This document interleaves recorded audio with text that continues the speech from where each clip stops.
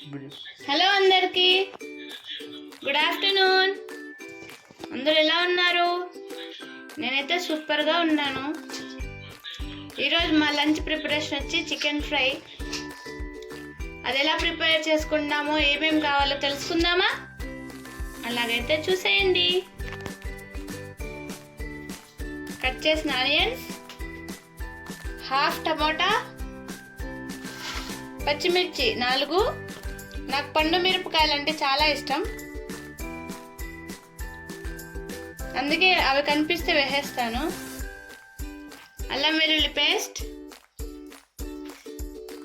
ఉప్పులో నానబెట్టిన చికెన్. ఇంకా తయారు చేసే విధానం చూద్దామా? స్టవ్ ఆన్ చేసుకొని పెనం పెట్టుకొని, మా మదనపల్లి అలాగే అంటారండి. ఆయిల్ 2 టేబుల్ స్పూన్స్,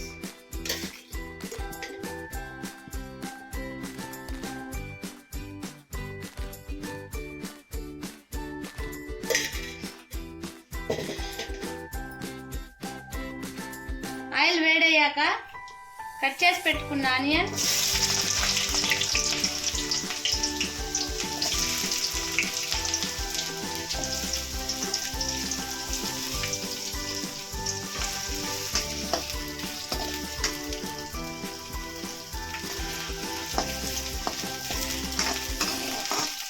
ఇది గోల్డెన్ బ్రౌన్ వచ్చేంత వరకు వేపుకోవాలండి.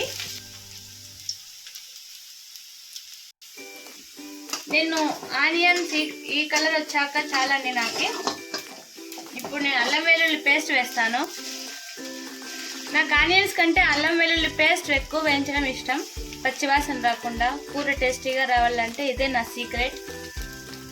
కావాలంటే మీరు ట్రై చేయండి. ఇది బాగా వేగాలండి.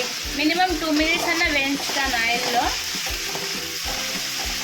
స్లో ఫ్లేమ్లోనే వేపుకోవాలి. ఇలా ఆయిల్ మొత్తం పైకి తేలేంత వరకు వేపుకోవాలి అల్లం వెల్లుల్లి పేస్ట్.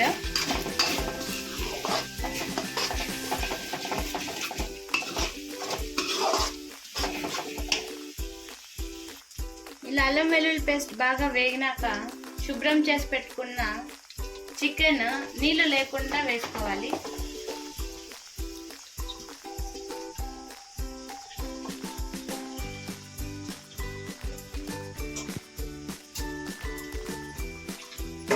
వేసిన చికెన్ని బాగా కలుపుకోవాలి, అల్లం వెల్లుల్లి పేస్ట్ కలిసేలాగా.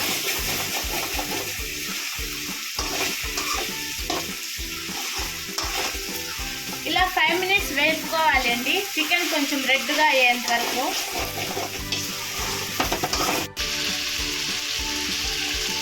ఇలాగా చికెన్ ఇంకా అల్లం వెల్లుల్లి పేస్ట్ కలిసేలాగా కలియబెట్టుకొని మూత మూసి పెట్టుకుందాం కాసేపు. రెడ్గా చికెన్ 3 మినిట్స్ తర్వాత ఇప్పుడు పసుపు కొద్దిగా, 1/2 టీ స్పూన్,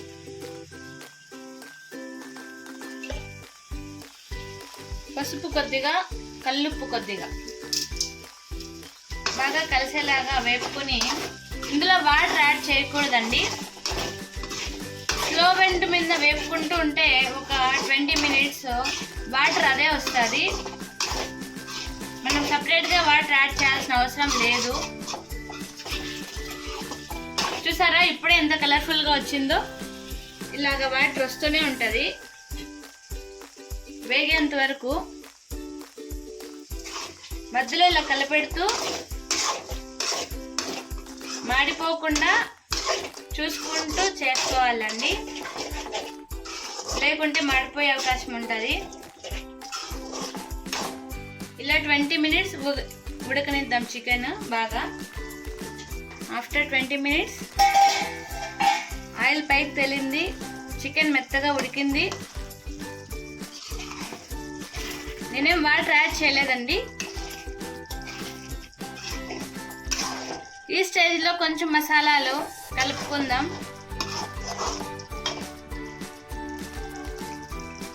కట్ చేసి పెట్టుకున్న చిల్లీస్, కట్ చేసి పెట్టుకున్న టమోటాస్,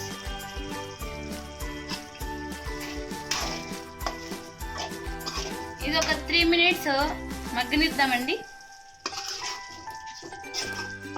ఈ టమోటా, పచ్చిమిరపకాయ, ఈ పచ్చిమిర్చి ప్లేస్లో క్యాప్సికమ్ కూడా వేసుకోవచ్చండి, టేస్ట్ బాగుంటుంది.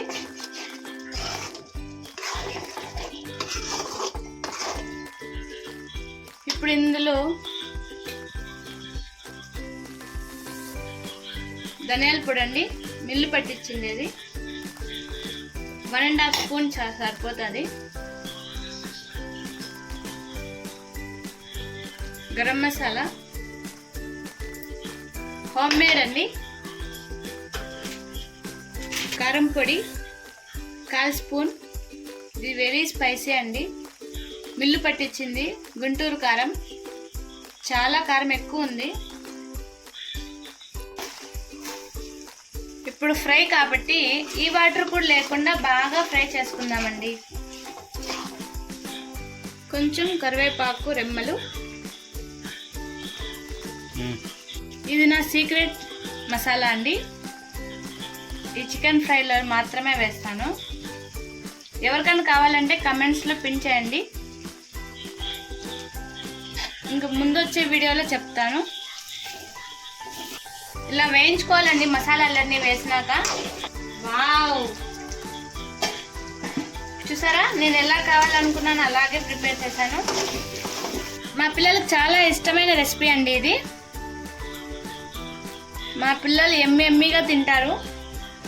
ఇంకంతే, ఫైనల్గా కొత్తిమీర ఇది సరిపోతుంది.